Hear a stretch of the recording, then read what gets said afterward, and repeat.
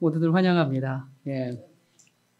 여러분이 우리가 이 세상을 살아갈 때, 우리의 운명을 결정짓는 그런 인생의 위기를 우리가 누구나 한 번씩은 다 만나게 됩니다. 뭐 한 번뿐이겠습니까? 살다 보면 여러 번의 인생의 고비와 위기들을 만나게 되죠. 그런데 그 인생의 위기 때, 그 고비 때 내가 하는 그 선택이 나의 삶의 방향, 나의 삶의 가치관, 모든 것을 결정하게 되는 선택일 뿐만 아니라 때로는 나의 영생까지도 결정하게 되는 그러한 일들을 우리가 많이 보게 됩니다. 우리 여호수아 24장 15절에 있는 말씀 제가 읽도록 하겠습니다. 여러분들께서 잘 아시는 말씀이에요. 만일 여호와를 섬기는 것이 너희에게 좋지 않게 보이거든 너희 열조가 강 저편에서 섬기던 신이든지 혹 너희의 거하는 땅 아모리 사람의 신이든지 너희 섬길 자를 오늘날 택하라. 오직 나와 내 집은 여호와를 섬기겠노라. 여러분 1517년에 이제 종교 개혁이 발생하고요. 조금 뒤이어서 이제 1543년에 이그나시우스 로욜라가 제수잇을 이제 종교 개혁을 박멸할 목적으로 이제 개신교회를 완전히 이 지상에서 사라지게 하기 위해서 이제 제수잇을 만들게 됩니다. 그때 로욜라와 함께 제수잇을 창립한 멤버가 몇 명 있는데요.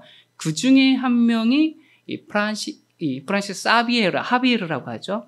이 하비에르라는 이제 한 사람이 이 신부가 제수잇 신부가 있었습니다. 그때 이제 유럽에서 종교 개혁으로 유럽이 굉장히 타격을 받으니까 일찌감치 이 카톨릭에서 제수잇을 통해서 아시아로 눈을 돌려서 아시아 선교로 나가게 됩니다. 그래서 바로 이 제수잇의 창립 멤버였던 하비에르가 1549년에 이제 일본에 이제 가게 됩니다. 그래서 이제 일본에서 복음을 전해요. 근데 일본에서 복음 전하니까 사실 그때 당시에 일본은 에도 막부 시대, 일본 발음으로는 마쿠라고 그러거든요. 이제 막부 시대인데, 그러니까 쉽게 말하면 사무라이가 쇼군이던 그런 시절이에요.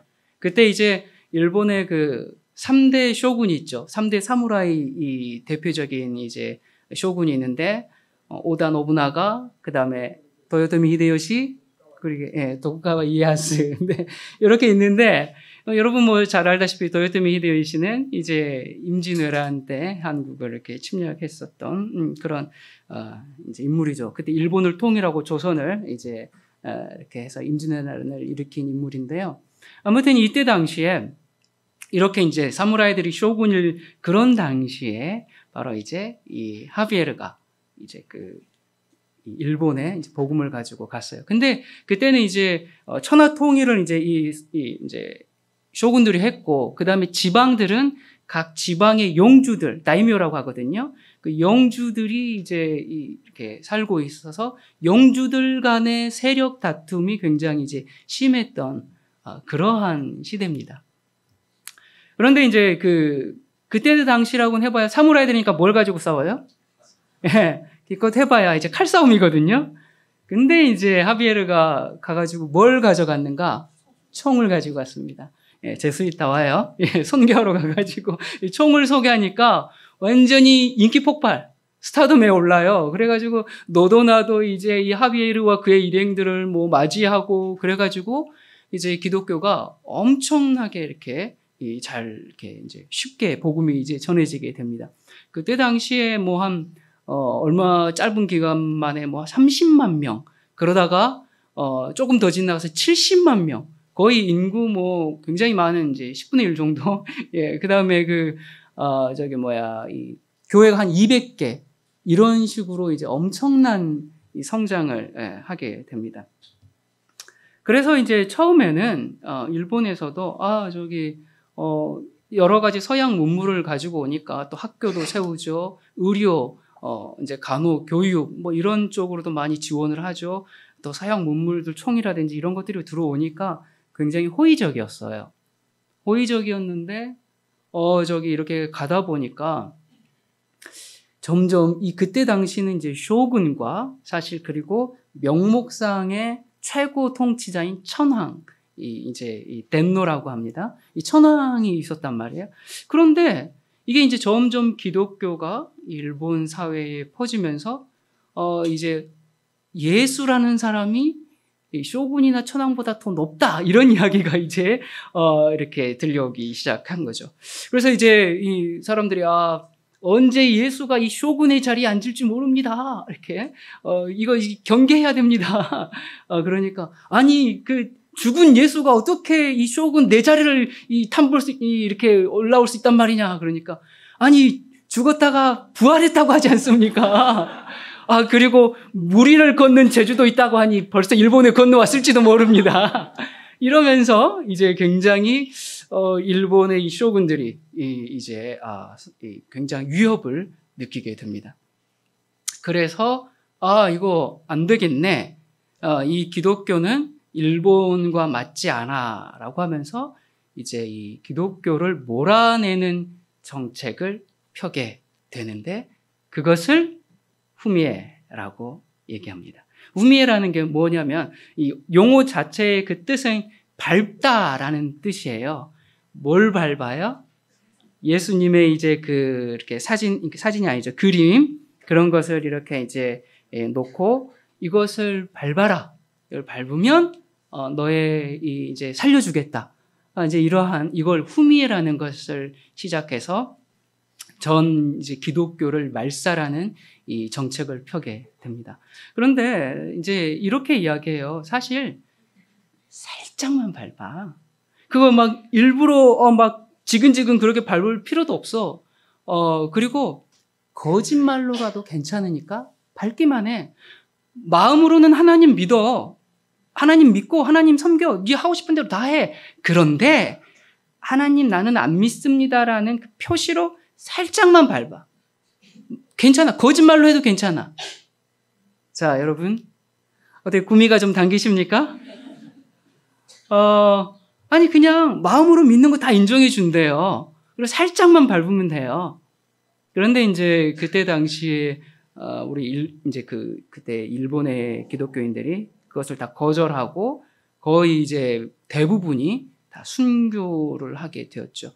근데 참 순교 잡아 이렇게 죽이는 과정들이 굉장히 끔찍해요. 예, 뭐 다 설명하기는 좀 그렇고. 자, 그랬는데 이제 신자들도 다 죽었어요. 그리고 이제 숨어서 이제 지내게 됩니다.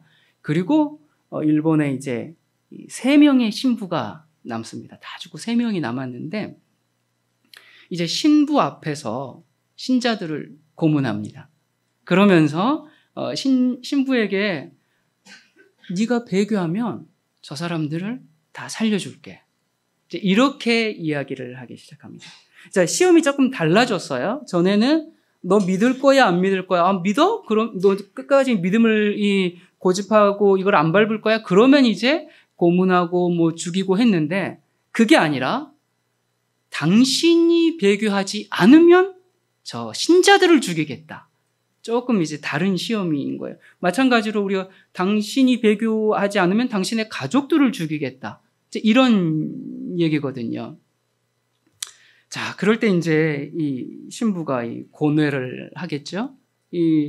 이렇게 얘기합니다. 지금 그러면서 하나씩 계속 죽여나가요. 그런데 자, 봐라. 저 사람들이 지금 왜 죽지? 저 사람들은 하나님이라는 그런 신앙 때문에 죽는 게 아니라 당신 때문에 죽고 있는 거야. 당신만 배교하면 사는데. 이제 이런 식으로 계속 합니다. 그래서 이제 이 신부가 고민하고 참 너무 이렇게 갈등하고 번뇌하다가 배교를 선택하게 됩니다. 그리고 이제 그렇게 그냥 그 순간에 배교만 한 것이 아니라 평생을 배교자로 삽니다. 기독교를 부인하는 책을 쓰고 그 다음에 이 기독교인들을 색출하는 일을 앞장서고 신부였으니까 숨어져 있는 뭐 기독교인들의 비밀 표시라든지 뭐 이런 거 너무 잘할 거 아니에요? 그래서 기독교인들을 색출하는 일에 이제 앞장을 쓰게 됩니다. 이 일을 이제 아까 제가 3명의 신부라고 했잖아요.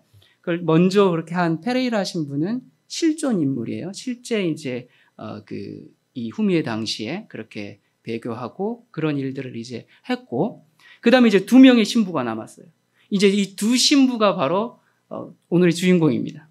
그런데 이제 그 주인공 신부는 굉장히 갈등해요. 이 로드리게스 신부가 굉장히 이제 갈등하면서 정말 저 사람들을 위해서 어떻게 해야 될까? 정말 이 죽어가는 영혼들을 보면서 굉장히 안타까워하죠. 그래서 이 로드리게스도 페레이라가 이제 갔던 그 배교의 길에 동참을 하게 됩니다. 근데 이제 이게 바로 이제 사실 엔도 슈샤쿠의 침묵이라는 소설을 2016년도에 사일런스라는 영화로도 이렇게 이제 만든 내용인데요. 그 영화에서는 계속 이 로드리게스 신부가 배교했는데도 하나님께서 그 사람과 여전히 함께하는 그런 걸로 이제 나옵니다. 계속 그리스도인들을 색출하는 일을 하고 있는데도 여전히 하나님께서 이제 그를 이해하고 그의 마음을 또 만져주고 그런 암시가 이제 계속 흘러요. 그러면서 이 영화에서 계속 시종일관 흐르는 메시지가 뭐냐면 한 가지 질문을 하죠. 사랑이란 뭔가? 이 질문을 계속 던집니다. 그러면서 거기서 답변은 사랑이라는 것은 실천하는 것이다.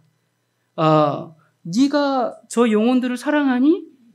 그러면 저 영혼들을 사랑한다면 네가 할 수 있는 최선의 것이 뭐지? 네가 할 수 있는 최선의 행동이 뭐냐? 사랑이라는 것은 네가 배교함으로 저들을 살리는 것이 가장 최선의 실천이 아니겠느냐라는 이제 메시지가 계속 이제 나오게 됩니다.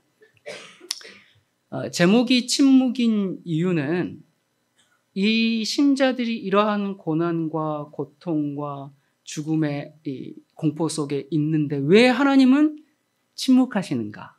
라는 첫 번째 이 질문과, 그리고 하나님은 침묵하시는 것이 아니라 사랑으로 응답하고 계신다라는 메시지를 이제 보내주고 있는 그런 내용입니다. 자, 여러분은 이 신부에 대해서 어떻게 생각하십니까? 이 신부가 올바른 사랑을 실천했다고 생각하십니까? 쉽지 않은 질문이지요. 내 자식을, 내 가족을 죽이려고 할 때, 그래, 아들아, 딸아, 믿음을 부인하지 말고 죽어라. 그렇게 말할 수 있는 부모가 차라리 내가 죽으면 죽었지, 그렇게 자녀들을 이제 죽게 내버려 둘 수 있는 부모가 얼마나 될까? 쉽지 않은 질문들이에요. 그래서 이 주인공은 그 마을 사람들에게 여러분 그거 밟으십시오. 괜찮습니다. 라고 그렇게 이야기를 해요. 그리고 이제 아까도 말씀드렸듯이 주인공의 이제 그 배교를 계속 정당화하기 위해서 예수님의 음성이 들립니다. 나를 밟아라. 괜찮다. 내가 너를 이해한다. 이 영화는 이제 천주교 영화인데 또 천주교 소설이고요. 그런데 천주교와 개신교 모두가 정말 이 영화를 극찬하고 이 소설을 극찬하고 그리고 믿지 않는 사람들까지 정말 진정한 종교의 모습을 보여줬다라고 하면서 굉장히 칭송을 했던 그러한 내용입니다. 여러분이 남들이 모두 이해할 때 아니요라고 말하는 것은 참 어려운 일이에요. 그런데 저는 또 여기서 아니요라고 외쳐야 될 것 같습니다. 여러분 비슷한 일이 한국에서도 있었어요. 후미에 먼 남의 나라 일 또는 오래된 일 그렇게 생각할 것이 아니라 자 우리에게도 이제 우리가 일제시대를 거치면서 무슨 일이 있었죠? 맞아요. 신사참배. 우리가 정말 일제강점기에 그 후미의 방식을 한국에서도 이제 했던 적이 있죠. 네가 하나님 믿는 거 여러분 그때 신사참배 때 종교를 말살하는 게 아니었어요. 너 하나님 믿니? 그래 믿어. 그때 여러분 교회가 다 없어졌습니까? 아닙니다.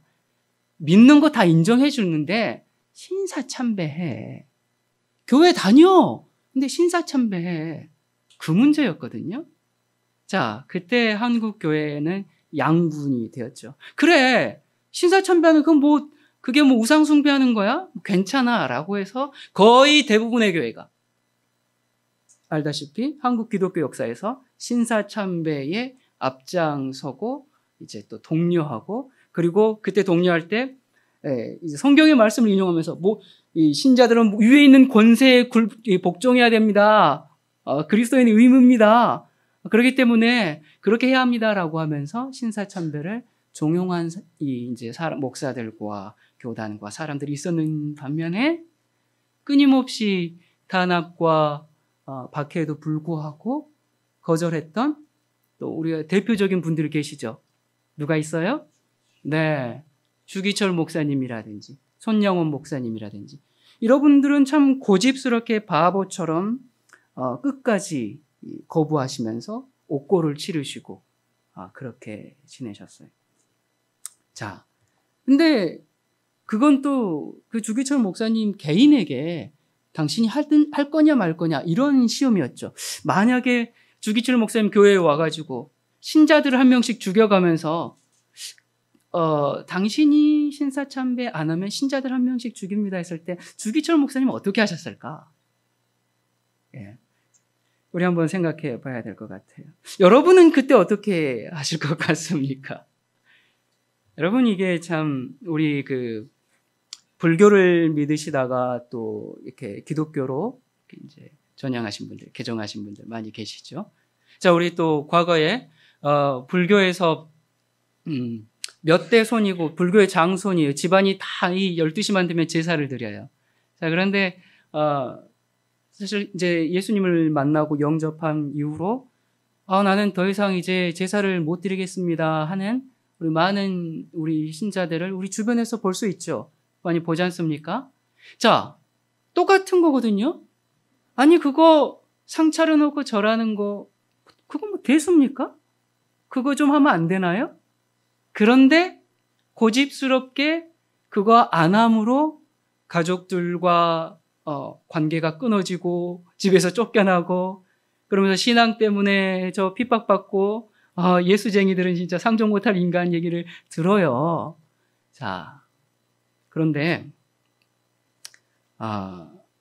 많은 분들이 그래도 신앙을 위해서 그렇게 이제 제사를 거부하고 예수님을 선택해서 이제 가정에 어려움이 있고 하더라도 집에서 쫓겨나더라도 그렇게 선택을 합니다. 그런데 그것이 만약에 목숨이 달린 문제였다면 제사를 하고 안 하고가 이게 지금 여러분 일본의 지금 후미를 말하는 것도 아니고요. 일제강점기 때의 신사참배를 말하는 것도 아니고요. 이것은 현재도 일어나는 일 아닙니까? 우리가 이 제사를 거부함으로 이제 가족들과 어려움을 겪고 하는데 그것이 만약에 그냥 단순히 어떤 불협화음 또는 뭐 가족들 간의 관계가 소원해지는 거 좀 뭐 그런 정도가 아니라 목숨이 달린 문제였을 때 그때 어떻게 할까? 그때는 만약에 목숨이 달렸을 때는 그냥 제사해도 됩니까? 그 전까지는 그냥 정말 신앙을 위해서 나는 이걸 지켜야 돼, 난 못합니다 라고 했는데 뭐 그때는 목숨이 안 달렸으니까. 근데 생명이 달렸을 때는 그때는 그냥 절해도 되는 건가요? 자, 만약에 여러분 그렇다면 진리라는 것이요, 내가 치러야 할 고통이나 대가가 얼마나 크냐 작냐에 따라서 달라질 수 있는 것이 되고 맙니다. 여러분 무슨 얘기인지 아시겠어요? 여러분들이 지금 정말 오늘 이 시간에 여기까지 선택하고 오신 거 너무 감사드려요. 너무 감사드리고 참 그 신앙 여정에 하나님의 이 인도하심이 있었다는 걸 압니다. 그래서 어떤 분들은 정말 목숨을 걸고 오신 분들이 계실 것이고 어떤 분들은 호기심에 오신 분들도 있으실 것이고. 자, 그런데 다시 질문해 볼게요. 여러분들이 선택한 이 진리가 정말 목숨을 걸고도 선택할 수 있는 진리인가? 네. 여러분, 진리라는 것은 내가 치러야 할, 다시 반복할게요, 고통의 무게나 내가 치러야 할 대가, 그것에 따라서 내가 선택하기도 하고 안 하기도 하고 내가 받아들이기도 하고 거절하기도 하고 그런 것이 아닙니다. 제사를 거부하는 사람들이 당장 죽이지 않으니까 거부하지. 근데 당장 죽인다고 하면 타협하고. 그러면 그게 진리가 아닌 것이죠. 자, 여러분이 그 영화에서 또 이 소설에 빠진 것이 두 가지가 있습니다. 뭐가 빠졌는가? 첫 번째는 원칙이 빠졌습니다. 자, 원칙이 빠졌다는 거. 여러분, 사랑이라는 거. 아까 계속 시종일관 흐르는 메시지가 뭐라고요? 사랑이 뭐냐? 사랑은 실천하는 거야. 네가 저 영혼들을 사랑하니? 저 신자들을 사랑하니? 그러면 네가 저 사람들을 위해서 할 수 있는 게 뭐야? 가장 최선이 뭐야? 그걸 실천해. 그 메시지거든요. 자, 그러니까 제가 이 영화에 대한 평론을 많이 읽어봤어요. 그런데 기독교인이든 아니든 천주교든 개신교든 모두 다 진정한 종교의 모습을 보여줬다고 얼마나 극찬을 해놨는지. 여러분, 그런데 사랑이라는 것은 항상 원칙 아래서 성립이 되어야 합니다. 만약에 어떤 사람이 정말 수많은 여심들이 그 사람 너무 좋아해. 정말 그래가지고 정말 너무 많은 여인들이 그냥 그 사람을 흠모해. 그래서 이 사람이 고민해. 어떡할까? 저 사람들 다 정말 구제해 주기 위해서 나 한 사람 희생해서 내가 저 여자들을 다 내 아내로 맞아들여야 되겠다. 자, 그러면 이 사람은 굉장히 사랑이 충만하신 분이죠? 아닌가요? 여러분, 그런 걸 뭐라 그래요? 그걸 불륜이라고 합니다. 그건 사랑과 불륜을 우리가 구분할 줄 알아야 돼요. 근데 그것을 어떻게 구분하는가? 뭘로 구분합니까? 원칙으로 구분합니다. 그냥 사랑이라고 다 이렇게 내가 정말 다 구제해 준 거거든요. 내가 나를 희생시킨 거거든요. 그래서 정말 모든 여인들을 다 아내로 맞이했지만 원칙이 빠져버렸기 때문에 그렇게 돼버리는 겁니다. 여러분, 우리가 이 사랑이라는 것을 해석할 때 항상 원칙이라는 것을 중심에 두고 해석을 해야 합니다. 근데 이제 이 영화는 사랑은 뭐예요? 감정입니다. 그 사람이 나 때문에 죽으니까, 그 사람이 불쌍하니까, 그 사람을 동정해서, 그 사람의 그 잠시의 고통에서 구제해 주기 위해서 끊임없이 마음의 감정을 자극시킵니다. 그 다음 또 여기에서 뭐가 빠졌는가? 믿음이 빠져버렸습니다. 여러분이 마지막 백성들은 계시록 14장 4절에 뭐라고 말씀하셨어요? 어린 양이 어디로 인도하든지 따라가는 자들이다. 그렇게 말씀하고 계시거든요. 자, 여러분, 여기서 포인트는 따라가는지가 포인트가 아닙니다. 어디로 인도하든지 내가 이해가 안 돼도 왜 그렇게 하는지 알 수 없어도 그게 예수님이 인도하시는 길이라면 내가 순종하고 따라가는 그 믿음을 이야기합니다. 분명 고난의 길이고 말도 안 되는 길이에요. 그리고 비상식적인 길이에요.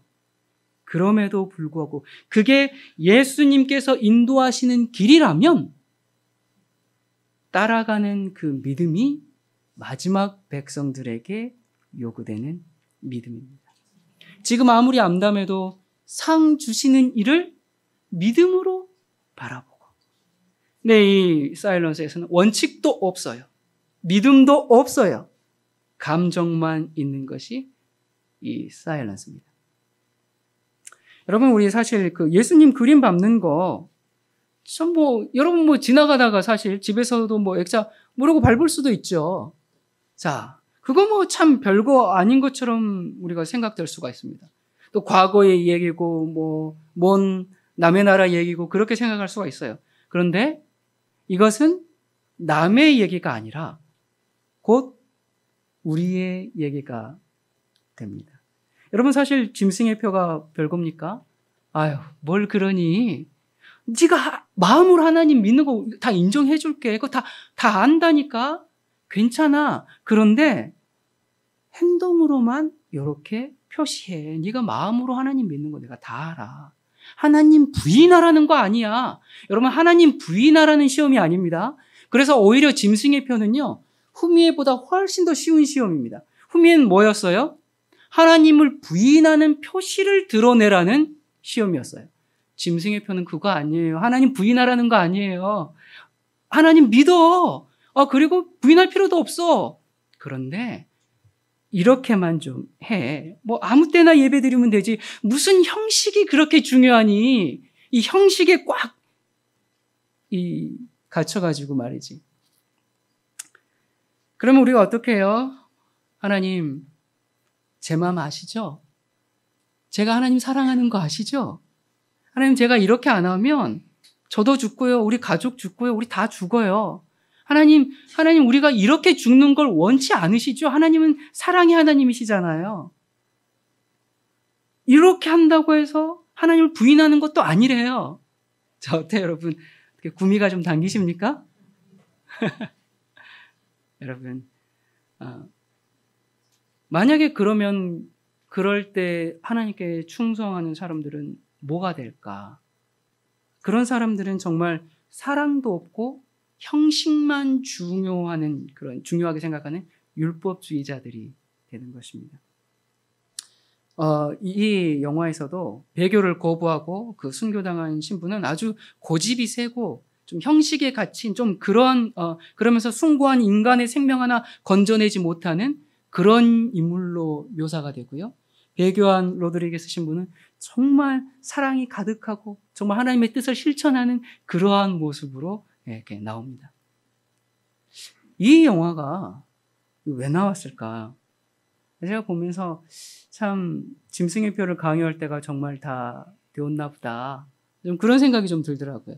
그래서 사람들의 정신세계에 이런 걸 좀 자연스럽게 받아들이도록 하기 위해서. 이 순교당한 신부는요, 아주 좀 고집이 센 그런 모습으로 나옵니다. 배교한 신부는 정말 신자들을 살리기 위해서 자신을 희생하는 그런 모습으로 나옵니다. 영화를 보는 사람들은 이 주인공에게 다 표를 던져주게 돼 있어요. 여러분이 짐승의 표를 정말 강요할 때가 다 된 것 같아요. 이런 미디어를 통해서 신앙의 절개를 지키려고 하는 사람들을 사랑이 없는 사람, 형식에 갇혀있고 원칙만 지키려 하는 율법주의자들로 묘사하고 있습니다. 그리고 메시지 자체가 그래요. 그건 형식일 뿐이야. 형식을 너무 고집하지 마. 끊임없이 이 말로 배교를 권유합니다. 교리의 형식을 고집하지 말고 인간의 존엄을 생각해라. 교리란 단순히 형식일 뿐이다. 그것은 살아있는 생명력이 되지 못한다. 그러면서 사랑을 실천하게끔 계속 이야기합니다. 여러분, 이런 논리라면 WCC, 에큐메니칼, 종교다원주의, 이거 굳이 모든 것이 다 가능하게 돼버리는 것이죠. 여러분, 제가 지금 인간의 생명이 중요하지 않다 그 얘기가 아니에요. 그냥 나몰고 그냥 나만이 어떻게 믿음 잘 지키자, 지금 그게 아닙니다. 이게 지금 제가 우리가 어떤 교리나 형식이나 원칙에 갇혀가지고 사랑을 실천하지 말자, 그런 얘기도 더더욱 아니죠. 근데 여러분, 한 가지 묻겠습니다. 그렇다면 만약에 그것이 진정한 사랑의 실천이고 참된 믿음의 표본이라면, 그렇다면 왜 하나님 믿어요? 부처님 좀 믿으면 안 됩니까? 아니, 이왕이면 발음도 쉬운 알라를 믿죠? 아니면 삼신 할머니도 괜찮아요. 아니, 뭐든 믿으면 되는 거 아니에요? 굳이 그렇게 고집스럽게 하나님을 믿어야 할 필요가 도대체 뭐에 있는 거예요? 여러분이 영화에서는 교리란 형식이 아니라 신의 음성에 순종하는 것이다, 그렇게 이 메시지는 계속 나옵니다. 그러면서 이제 그 음성이 계속 들려요. 예수님의 그 따뜻하고 부드럽고 온유한 음성이 들립니다. 여러분, 그런데 그 신의 음성이라고, 그 음성이 정말 하나님의 음성인지 아닌지 우리가 어떻게 알죠? 그것이 정말 위기를 모면하고자 하는 내 마음의 소리일지, 아니면 유혹자 사탄의 소리일지, 그것을 어떻게 우리가 합니까? 우리가 이것을 구분할 수 있는 방법이 딱 한 가지가 있습니다. 어떻게 구분하는가? 이사야 8장 20절에 마땅히 율법과 증거의 말씀을 쫓을지니 성경 말씀대로 하는 것이 하나님의 음성입니다. 여러분, 하나님은 이미 다 말씀에 놓으셨어요. 그래서 새로운 말씀, 새로운 음성을 들으려고 애쓸 필요가 없습니다. 하나님의 음성을 듣고 싶으세요? 말씀을 보시면 됩니다. 거기에 내가 원치 않으니까 자꾸 다른 음성을 구하니까 이렇게 타협하게 되고 저렇게 배도하게 되고 그렇게 가게 되는 겁니다. 왜 하나님의 음성을 들으려고 하지를 않아요? 새로운 음성만 자꾸 들으려고 그래요. 그리고 자기가 해석하려고 합니다. 이러하니까 여러분 참 이 영혼은 인본주의적이에요. 얼마든지 다른 사람을 설득할 수 있어요. 이러하니까 이렇게 해서 사랑을 실천하기 위해서 영혼을 살리기 위해서 이렇게 이 신부가 배교함으로 희생한 것이다. 그렇게 말할 수 있어요. 여러분, 선악과 이거 먹는다고 네가 하나님 부인하는 거 아니야. 선악과 이거 먹는다고 네가 하나님 욕하는 거 아니야. 선악과 먹는다고 하나님 떠나는 거 아니야. 괜찮아. 네가 하나님 사랑하는 거 왜 하나님께서 모르겠니? 하나님이 너무 잘 알지. 하와 너의 마음을 모르겠니? 괜찮아. 이거 먹어. 여러분, 하와가 하나님 배반하려고 그렇게 한 거 아니에요. 하나님 미워서 그렇게 한 거 아니에요. 저 하나님 사랑한 거 아시죠? 하면서 불순종했어요. 여러분, 사탄의 음성에 속아 넘어가지 마시기 바랍니다. 여러분, 사실 저희나 되니까 이 배교한 신부가 잘못됐다고 얘기하지, 세상 사람들은 물론이고 거의 모든 기독교인들도 이 배교한 신부를 전부 옳다고 얘기합니다. 그리고 메시지 자체가 이 신부가 옳다라는 것을 계속 보여줍니다. 계속 그것을 정당화시키기 위해서 예수님이 내가 너를 안다, 내가 너를 이해한다, 그런 음성이 계속 들리고, 여러분, 우리가 이 신부가 옳다라는 생각을 하고 있으면요, 우리 모두 그 길을 다 따라가게 됩니다. 여러분, 지금 우리가 이 생각하는 우리의 결단이 우리의 미래를 결정한다는 것을 아시기를 바랍니다. 그런데 우리가 이 신부가 옳다고 생각하고 있으면 언제든지 또 얼마든지 우리 자신을 합리화하게 됩니다. 근데 여러분, 예수님께서 뭐라고 말씀하셨어요? 누가복음 14장 26절에 보면 무릇 내게 오는 자가 자기 부모와 처자와 형제와 자매와 및 자기 목숨까지 미워하지 아니하면 능히 나의 제자가 되지 못하고. 얼마 전에 이제 저와 그 10년을 같이 동역했던 분이 이제 이렇게 이 형제님이 있었는데요. 그분이 이 사일런스 영화를 보시고 나서 본인은 이 주인공 로드리게스 신부의 마음이 이해가 된다면서 본인은 그런 선택을 하겠다라고 이야기를 하시더라고요. 그래서 이제 그때 당시에 제가 그랬어요. 그러면 이 짐승의 표가 도대체 무슨 의미가 있는 것이죠? 라고 약간의 좀 언쟁이 있었는데요. 그로부터 딱 1년 후에 결국 이제 한 번 구원은 영원한 구원이 있고 징계는 있을지라도 구원은 잃어버릴 수 없다면서 이제 떠나셨어요. 여러분이 한 번 구원은 영원한 구원이다, 이걸 믿고 있는 사람들에게 이 후미에 같은 건 아무 시험이 되지가 않죠. 아니, 그거 밟는다고 뭐 구원을 잃어버려요? 이미 구원 받은 사람인데? 전혀 시험이 되지 않는 겁니다. 아니, 비록 짐승의 표를 받아도 구원을 잃어버리지 않아요. 주님, 제가 주님 사랑하는 거 아시죠? 그러면 되는 거예요. 뭐가 문제입니까? 이 사일런스, 이 영화를 보고 선택하는 여러분의 결정이 바로 미래의 여러분들의 운명을 지금 결정하고 있는 것입니다. 그걸 좀 기억했으면 좋겠어요. 여러분, 아까 말씀드렸듯이 정말 일반 대중들뿐만 아니라 기독교인들조차도, 기독교 지도자들조차도 전부 이 배교를 옳다고 이야기합니다. 전부 주인공 편으로 갑니다. 그렇지, 사랑은 실천이야. 하나님은 다 하시지. 하나님은 우리가 이렇게 죽는 것을, 이렇게 개죽음 당하는 것을 원치 않아. 그 순교당한 신부는 정말 개죽음 당해요. 정말 멋있게 장렬하게 죽는 것도 아니고요, 정말 형편없이 죽습니다. 여러분, 우리가 이 원칙이 빠져버린 사랑, 무서운 함정입니다. 무서운 기만입니다. 여러분, 참 감사하시기 바랍니다.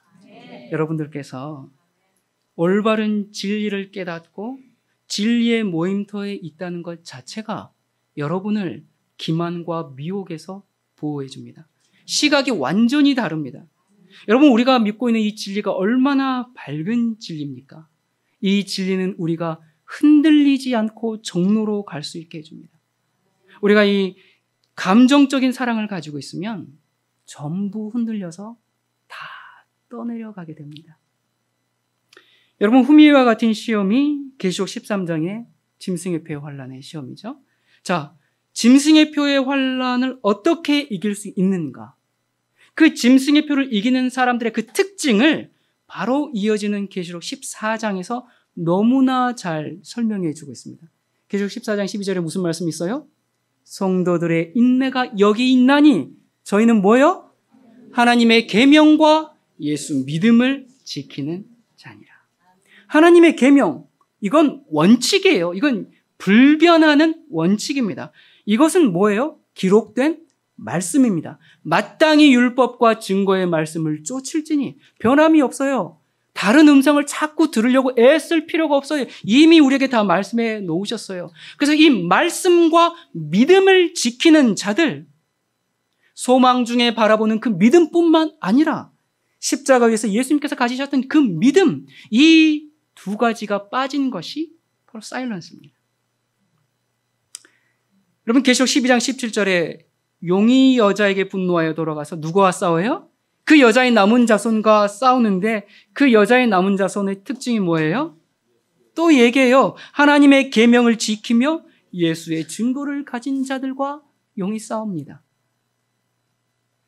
여러분, 사탄은 계명과 말씀과 이 원칙, 이것과 믿음을 가진 자들과 싸우려고 준비 중에 있습니다.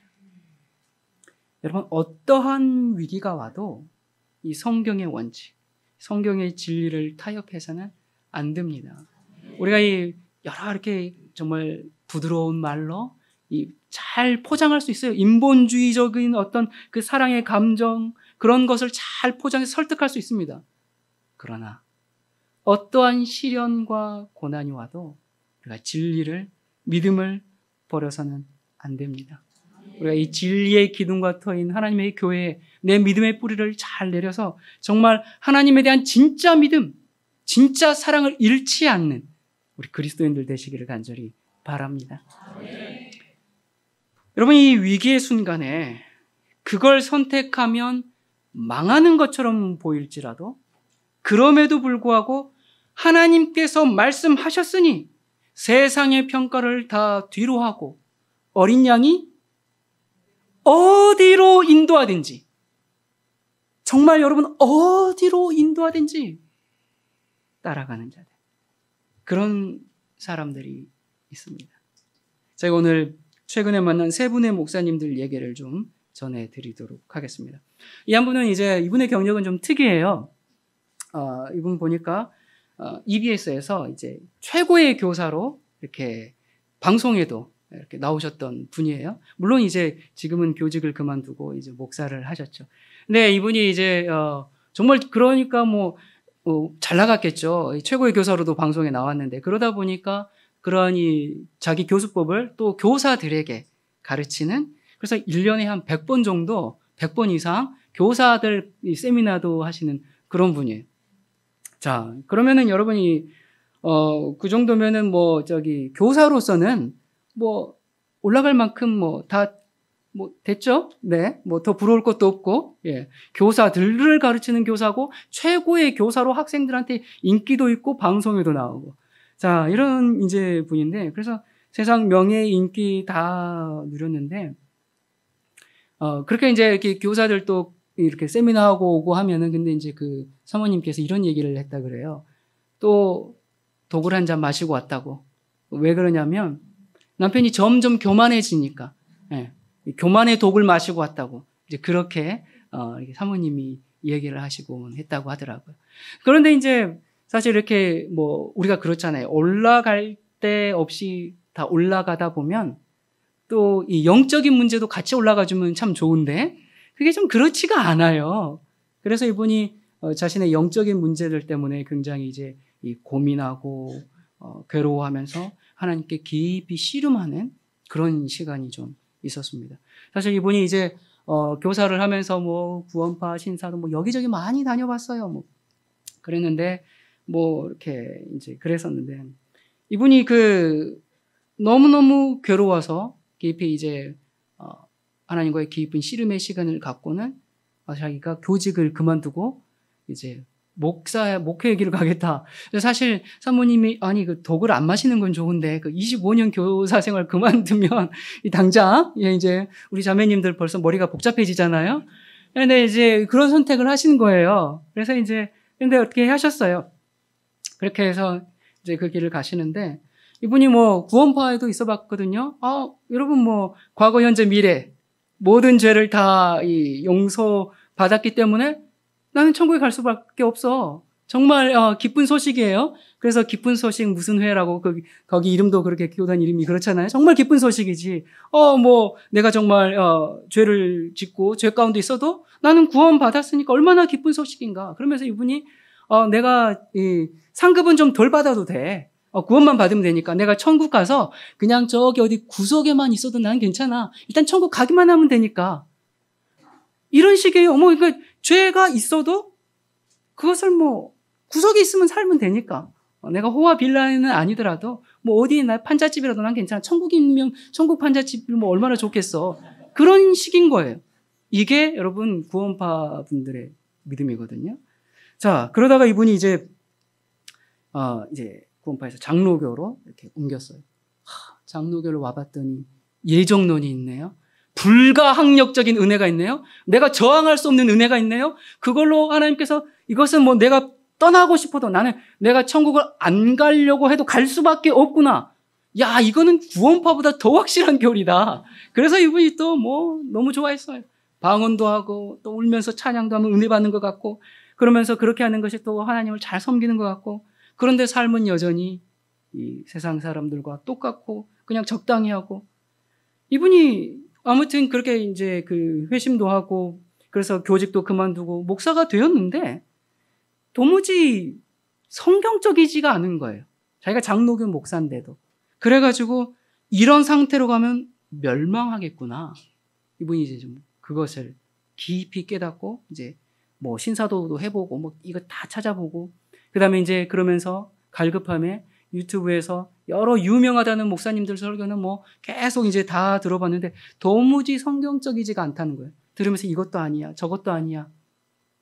그러다가 이제 영상으로 이제 저를 만나게 되었어요. 그래서 그분이 이제 이렇게 처음에 이렇게 메시지를 보내오셨어요. 그래서 이제 만나게 되었는데,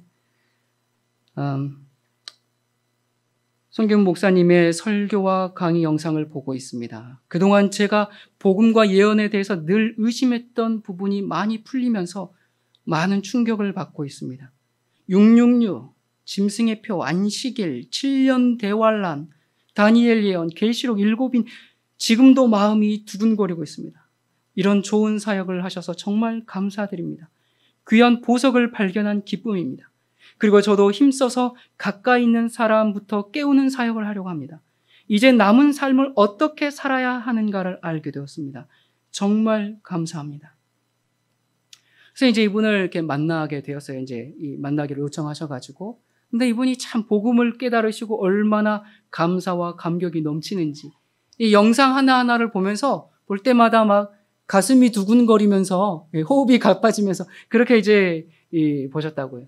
그러면서 이분이 그 은혜를 그냥 묻어두지 않고 그냥 자기만 알고 깨달은 걸로 멈추지 않고 이분이 이제 깨우는 일을 하기 시작했는데요. 이분이 이제 유튜브에다가 한 번 구원은 영원한 구원이 아니다라는 이제 강의 시리즈를 올리고 있는데 지금 벌써 12개 올리셨더라고요. 그리고 이거를 50강을 올리시겠다 그러더라고요. 50강 할 게 있는지 잘 모르겠어요. 아무튼 대단하신 분이에요. 예. 그러면서 제가 이렇게 들어보면 이분이 이렇게 말씀하세요. 믿는 사람이 믿지 않는 사람보다 왜 더 이기적인가? 교리가 사람들을 그렇게 만들기 때문이다. 그러면서 칼빈주의는 무지막지한 교리고 얼마나 장로교를 망쳐놨는지 모르겠다. 이런 얘기를 장로교 목사님이 지금 유튜브에 올리고 있습니다. 그래서 이분이 이제 벌써 어디 이제 초청받아 가셔가지고 이런 얘기를 하니까 대번 문제가 지금 복잡해졌어요. 예. 이래가지고 지금 이런 얘기하면 장로교 목사가 이런 얘기하면 어떻게 되는 거예요? 밥줄이 다 끊기는 거죠. 그런데 진리를 위해서 자신의 인생을 던져버리기로 선택한 것입니다. 제가 나중에 이분 유튜브 채널을 여러분들에게 알려드릴 테니까 거기서 강의도 많이 시청하시고 구독도 좀 해주시고 이분이 좀 힘을 좀 받을 수 있도록 도와주시면 좋겠어요. 그래서 이분이 저에게 이제 제가 설교한 강의와 자료들을 좀 보내달라 해서 제가 전부 다 보내드렸어요. 늘 얘기하죠. 여러분 사실 이 복음과 진리는 누가 전하는가 그건 중요하지 않아요. 이런 말씀을 전해주는 사람들이 있다는 게 얼마나 감사합니까? 그래서 이렇게 왜냐하면 저희는 뭐 하는 사람들? 운동하는 사람들이기 때문에. 이건 뭐 저 혼자 뭐 잘나가지고 막 이렇게 하는 게 아니라 이런 운동하는 사람들이 더 늘어나야 되거든요. 그래서 혹시 화면을 통해서 보시는 분도 자료를 요청하시면 얼마든지 다 제가 강의했던 자료들을 다 보내드릴 테니까 연락 주시기 바랍니다. 그래서 이제 그분이 참 그렇게 하고 계세요. 그래서 너무 감사하고 얼마 전에는 또 한 번 구원 50강 하신다더니 중간에 또 이제 또 방언에 대한 부담을 있으셔가지고 방언 잘못했다고 또 강의를 또 올리셨더라고요. 자, 아무튼 또 한 분은 이분도 장로교 이제 원로 목사님이에요. 이분이 한국 교회 이제 개혁 운동을 하시는데 여러분 사실 한국 교회 타락의 문제는 이제 하루 이틀 문제가 아니죠. 너무 고질적이에요. 그래서 이분이 이것도 해보고 저것도 해보고 다 해봤는데 다 그냥 그때뿐이야. 근데 정말 예수 그리스도의 재림은 다 가까웠고 지금 우리가 사는 시대는 마지막 때고 정말 일할 시간이 없는데 어쩌면 좋은가? 이분이 참 고민하시고 애통해하시면서 또 이렇게 이제 찾아보시다가 제 설교를 좀 듣게 되셨어요. 그래서 몇 년 동안 좀 꾸준히 들으시다가 연락이 왔어요. 이 개혁 운동을 본인이 하려고 하는 그 개혁 운동이 있는데 그것을 조금 같이 하자고. 그래서 이제 그 파티의 어떠한 부분을 이제 맡아달라고 이렇게 요청이 와가지고 이제 그런 대화를 지금 이제 하고 있는 중인데요. 한국 교회가 정말 이 지도자들부터 기독교의 복음이 잘못됐으니까 우리 그냥 모여서 우리 회개합시다, 우리 부흥합시다 이래가지고는 이젠 다 해볼 만큼 다 해봤다 이거예요. 그렇게 해서는 안 되고 이 근본 신학과 교리가 문제이기 때문에 이걸 조금 깨워야 되겠다. 그래서 이제 연락이 왔거든요. 너무나 이 교계 지도자들도 너무나 말씀을 모르고 있다고.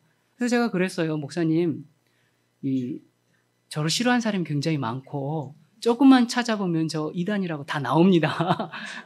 근데 여러분 목사님 괜찮으시겠습니까? 제가 물었어요. 근데 사실 그분이요, 저를 다 알고 전화하신 거예요. 괜찮다고. 아니 예수님도 이단이란 소리 듣지 않았냐고. 지금은 일할 시간이 없고 이제는 성경의 진리가 회복돼야 되는 때라고. 여러분 저는 참 이런 얘기를 들으면 여러분 어떠세요? 좀 엄숙함마저 느끼게 됩니다. 두려움이 느껴지게 돼요. 밖에서 준비되고 있는 11시 일꾼들. 제가 마지막으로 한 분만 더 말씀드리겠습니다. 사실 지난해와 올해 이제 뉴욕에서 세미나가 있었어요. 이 뉴욕 가면요, 이제 미주에 가면 도착하면 그 다음 날부터 이제 곧바로 세미나가 시작되거든요. 그리고 이제 그렇게 하다가 끝나면 바로 나오는 진짜 살인적인 스케줄입니다. 이건 시차 적응할 시간이 없어요. 그냥 가가지고 바로 세미나기 때문에 한국 시간으로 계속 있다가 한국을 돌아오니까 한국에 와선 시차가 없더라고요. 그렇게 이제 그게 좋기는 한데, 그런데 시차가 사실 이제 정반대지 않습니까? 그러면 자야 될 시간에는 계속 깨어 있어야 되고, 그리고 자야 될 시간에 먹어야 되고, 그러니까 가면은 거의 하루에 한 끼 정도밖에 안 먹어요. 한 끼 정도, 최근에 또 이렇게 살이 빠졌냐고 좀 그러시는데, 얼마 전에 한 끼 먹고 또 하루 종일 이야기해야 되거든요. 그리고 밤에 잡니까? 말뚱말뚱 있다가, 또 세미나하고 이제 이렇게, 그리고, 계속 긴장되어 있어야 되기 때문에 조금 그래요. 그러나 아무튼 이제, 그렇게 다녀오는데, 이번에 이제 10월에는 댈러스하고 LA 이제 또 세미나가 있는데, 이번에는 아침에 도착해서 그날 저녁부터 세미나입니다. 네. 예, 그래서 여러분들 아마 저랑 같이 가시면 아마 여러분들은 그냥 하루 종일 졸다가 그냥 오실 거예요. 예, 아무튼 그런데 자, 그 작년에 이제 처음에 그 뉴욕 세미나가 있어가지고 이제 갔었잖아요. 갔는데 그때 우리 김갑수 목사님, 제가 이제 종종 몇 번 이렇게 여러분들에게 소개도 좀 했었죠. 했는데 이분이 처음에 그때 오셨을 때 참 진리를 찾기 위해서 이 한국에서부터 이분도 불교 집안이셨어요. 장남이었고. 근데 이제 제사 안 드린다 그러니까 난리가 나가지고 지금까지 가족들하고는 아주 좀 안 좋은 관계로. 예, 예수쟁이는 다 저렇구나. 집안 말아먹는다. 그게 강하신 분들이 좀 그러잖아요. 그러면서 이제 이분이 이렇게 예수님을 받아들이고, 정말 올바로 신앙하고 싶으셔서, 이제 목회를 하시려고 목사가 되기 위해서 이제 신학을 하셨는데, 여기 신학을 해봐도 가짜 같아. 저걸 해봐도 가짜 같아. 이게 다녀봤는데 다 가짜라고 이제 이분이 도무지 성경적이지가 않다고 느끼신 거예요. 그래서, 이분이 이제, 그리고 또 유명한 교회 목사님들 설교는 또 다 들어보시고, 근데 이건 성경적이지가 않다. 그래서 정말 하나님, 정말 진짜 복음을 전하는 데는 없습니까? 이렇게 찾다가 이제 미국으로 가서 청교도 신학을 가셔서 하시게 되셨어요. 그래서 이분은 굉장히 성경 중심적인 분이시거든요. 성경을 50독 하셨다 하더라고요. 얼마나 읽었느냐는 중요한 것은 아니지만 이분이 그만큼 성경을 사랑하고 성경 중심적이다 보니 도무지 오늘날 가르쳐지는 복음들, 교리들, 목사들의 설교가 아멘이 안 되는 거예요. 왜? 이렇게 얘기하면 좀 죄송한데 성경적이지 않다고 이제 이렇게 느끼셔서. 그래서 이제 이분이 청교도 신학도 하시고 하셨는데도 불구하고 여전히 물론 보니까 일반 이제 다른 장감리 이런 우순자 이런 것보다 꽤 이 신학적으로 교리적으로 굉장히 보수적이고 건전한 교리들이 꽤 많더라고요. 저희가 가르친 것과도 비슷한 것들이 많고. 자, 그렇지만 여전히 그냥 한계에 있는 거예요. 그래서 이제 목사들 모임에 가면 맨날 골프 얘기만 하고 도대체 목사님들이 모여서 무슨 말씀이나 성경에 대한 얘기가 아니라 맨날 그런 얘기만 하고 그러다 보니까 굉장히 이제 이 답답함을 느끼고 이제 굉장히 영적으로 목말라 하셨죠. 그래서 정말 이 복음은 없는가? 진리는 없는가? 그래서 이제 미국 같은 경우는 어디 마트에 가면 항상 이렇게 각 교회에서 자기네들 목사님 설교 CD들을 항상 마트 이제 입구에 항상 이렇게 진열도로 해놔요. 그러면 이 목사 거 들어보고 저 목사 거 CD 들어보고 해도 듣다가 다 빼서 거짓말 좀 하지 말라고 다 빼서 다 집어 던져버린 이제 그렇게 지내시다가 그러다가 이제 유튜브에서 제 설교를 이제 보게 되셨어요. 뭐지? 하고 이제 보시다가 이분이 이제 계속 보시니까 부인이 보려고 하니까 같이 보려고 하니까 조금 내가 검증을 해본 후에 알려주겠다고 이제 그래가지고 이분이 이제 6개월 동안 혼자서 팠습니다. 팠는데 이제 아내에게 가족들이 같이 들어보자. 그래서 듣기 시작하는데 이 사모님이 그걸 보면서 엄청나게 우셨대요. 왜 우셨겠어요?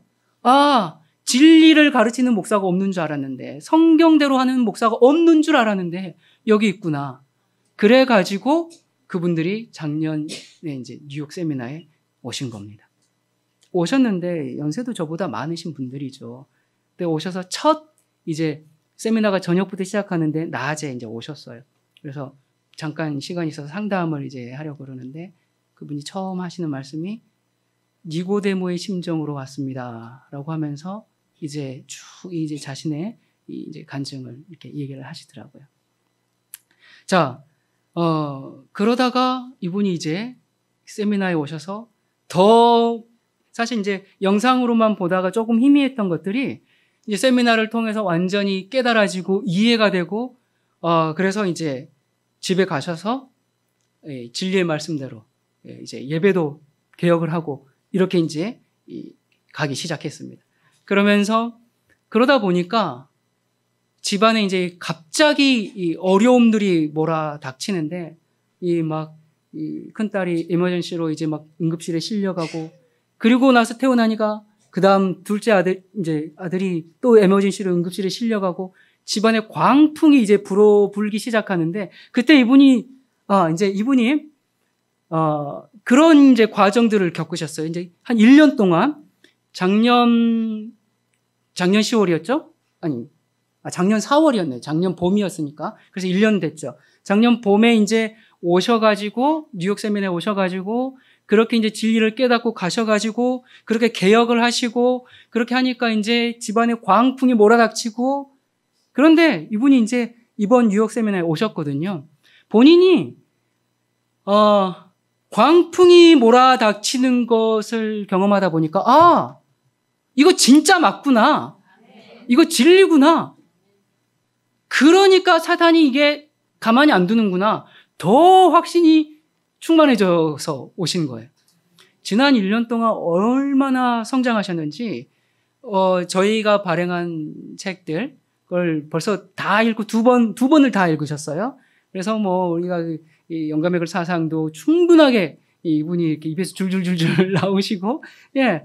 그러면서 이 집안 자체가 굉장히 성경 중심 집안이라고 했잖아요. 애들도 벌써 딸은 8번, 밑에 그 다음은 4번, 이래요. 목사님이 50번이고. 그러니까 항상 성경 중심으로 이렇게 가는 집안이다 보니까 이게 저희 말씀이 성경대로만 하자고요. 그러면 이걸 부인할 수가 없거든요. 자꾸 신학과 교리로 들이대고 교단과 교파로 들이대니까 우리랑 다르니까 조금 이상해, 이렇게 가는 거지, 성경대로만 하자고요. 그러면 이걸 부인할 수가 없거든요.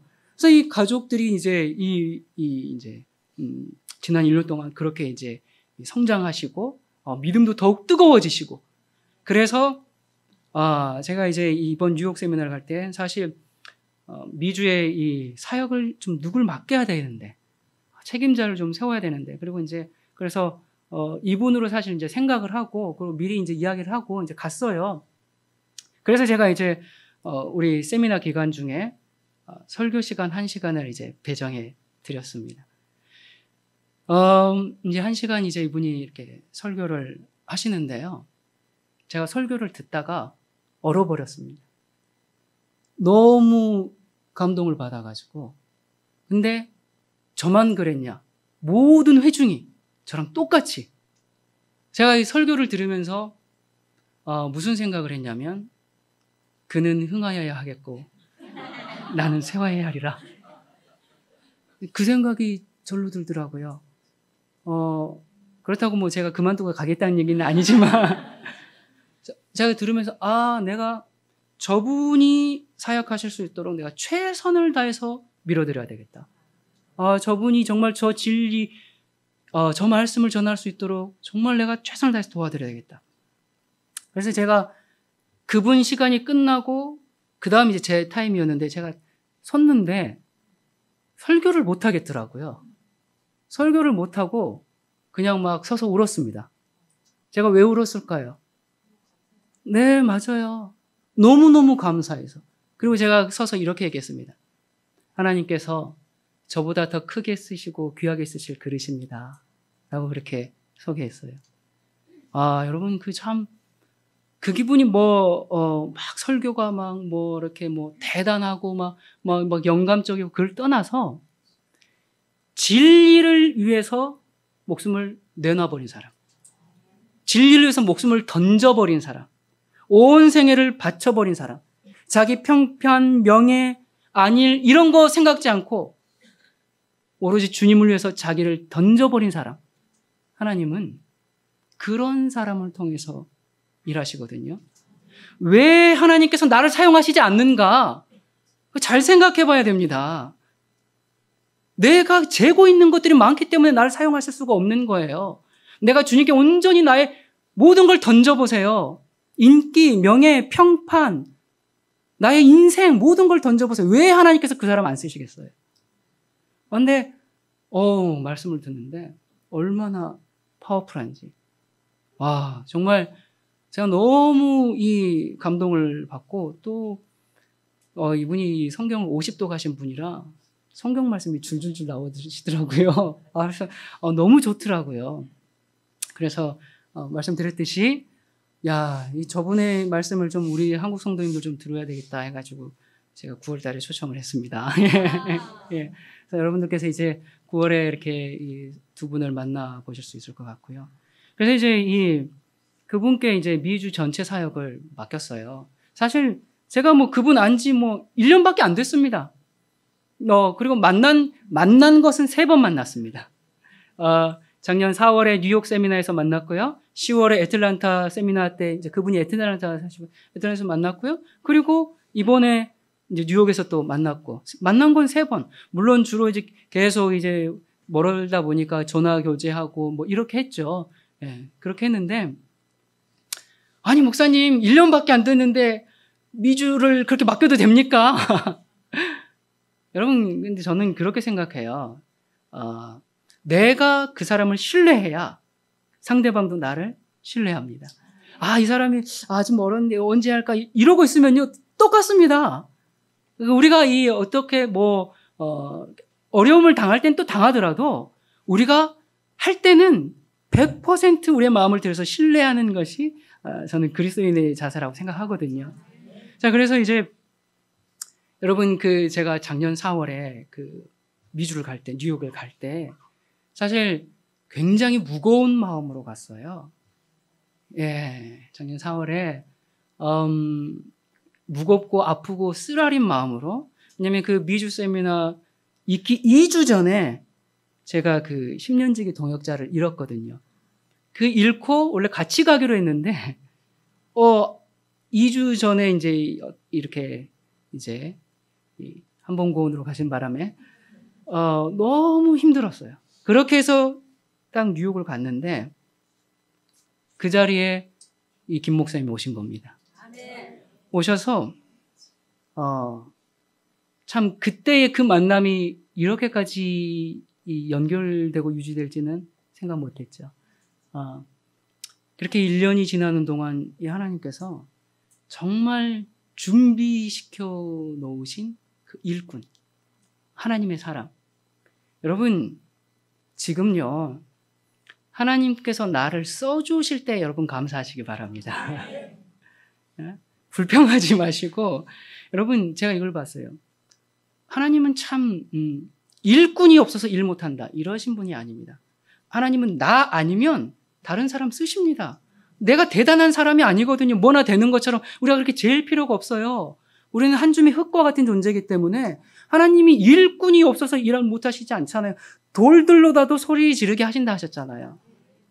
하나님께서 딱 그 빈자리를 이렇게 또 이분이 33년 동안 이제 헤매시고 찾으시고 먼저 저희를 만나게 해주지도 않으시고 이분들 그렇게 정말 갈급하게 하시고 계속 찾게 하시고 그래서 33년을 하게 하시고 작년에 저희를 이제 오신 거거든요.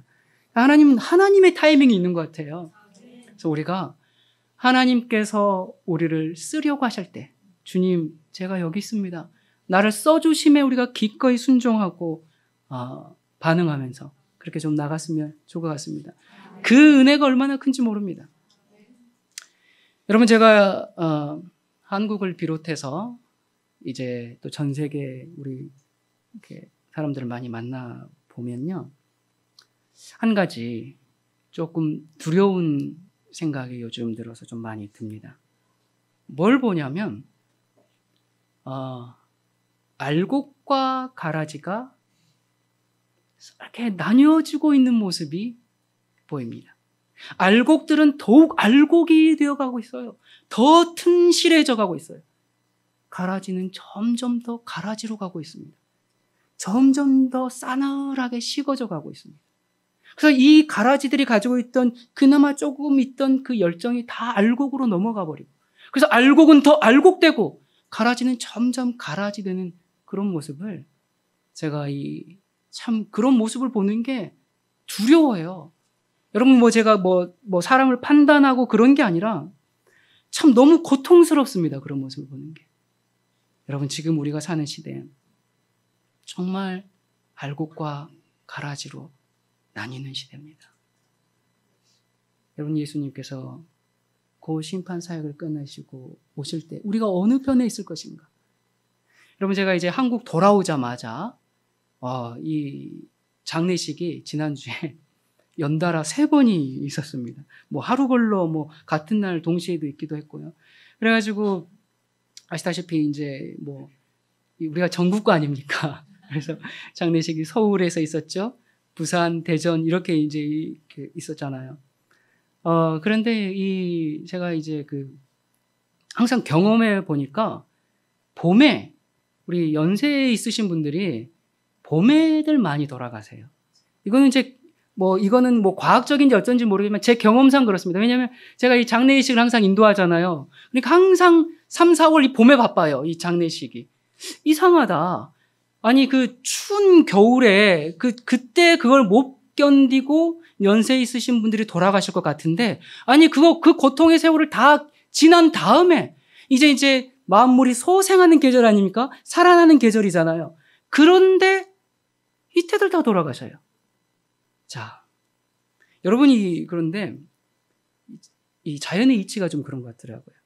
이 나무들이 있잖아요. 이제 한겨울에 보면 앙상한 잎들이 이제 다 떨어지고 앙상한 나뭇가지만 남아요. 그래서 그 매서운 칼바람을 버티면서 견뎌내요. 근데 그때 안 죽어요. 그래서 근데 이 나무들이 언제 죽는가? 봄에 죽습니다. 봄에 왜 죽는가? 이 나무들이 이제 버텼죠? 버텼으면 이제 봄이 되면서 생명의 기운을 빨아들여야 되거든요. 그런데 그걸 빨아들이지 못함으로 죽게 되더라고요. 그래서 사람도 그러한 것인가? 제가 의학적으로는 잘 모르겠습니다만 아무튼 봄에 많이들 돌아가세요. 여러분이 소생해야 할 그때 소생하지 못하면 죽습니다. 아무리 광야에서 예수님을 믿는다고 정말 매서운 바람 잘 견뎌왔는데 그것이 우리 신앙이 아니에요. 잘 견디고 잘 버티다가 그거 끝나고 죽는 경우. 우리가 그런 인생이 되면 어떡하겠어요? 여러분, 우리가 시련의 계절 맞아요, 지금은.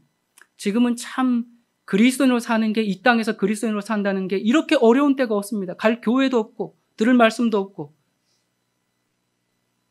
친구도 형제도 가족도 직장에서도 말씀대로 살려면 참 고난이 많아요.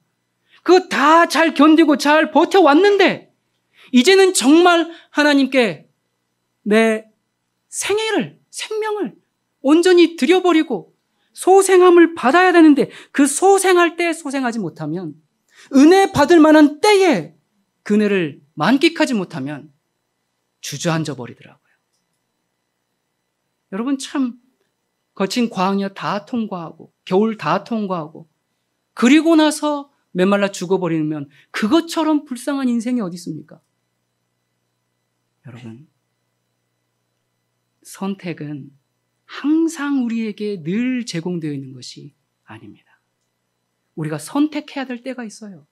하나님께서 우리의 마음에 호소하시고 우리 양심을 두드리실 때, 그때 우리가 응답하지 않으면 우리의 양심은 점점 마비돼 버립니다. 이런 우리 찬송 가사가 있죠.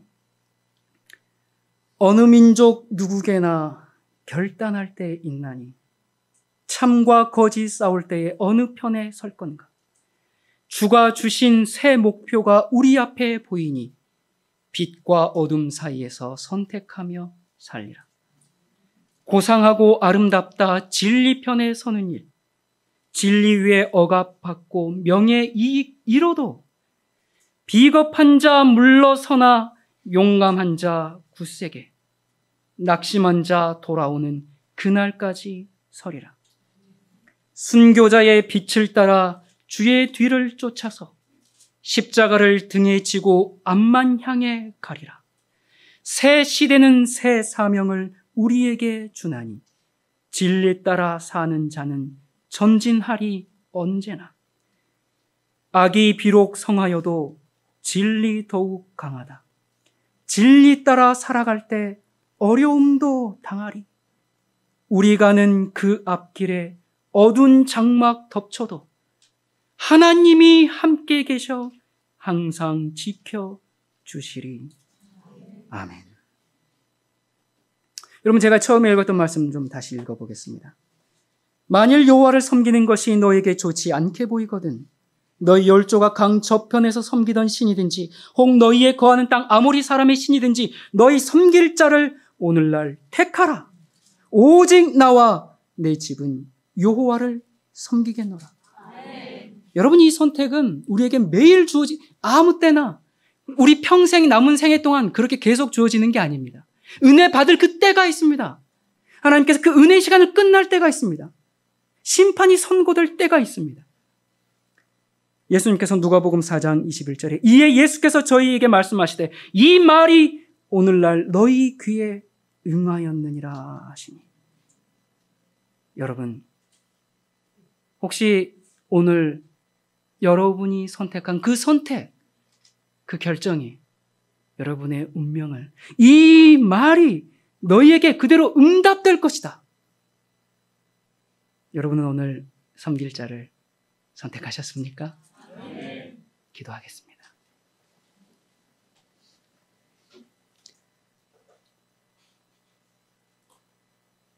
우리와 늘 함께 하시는 하나님 아버지, 고상하고 참 아름다운 진리의 풍요로움 속에 우리를 인도하여 주셔서 감사드립니다.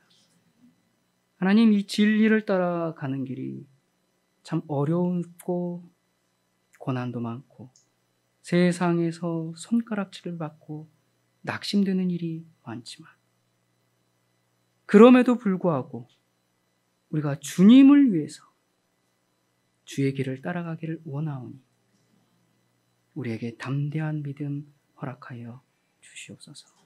세상의 그 어떤 안일이나 명예나 평판보다도 우리 주님께서 인정해 주시는 그 칭찬 한마디를 우리가 더 사모하는 주님의 자녀들 될 수 있도록 인도하여 주시옵소서. 우리를 너무나 사랑하셔서 다시 오시겠다고 약속하신 예수 그리스도 이름으로 간절히 기도드립니다. 아멘.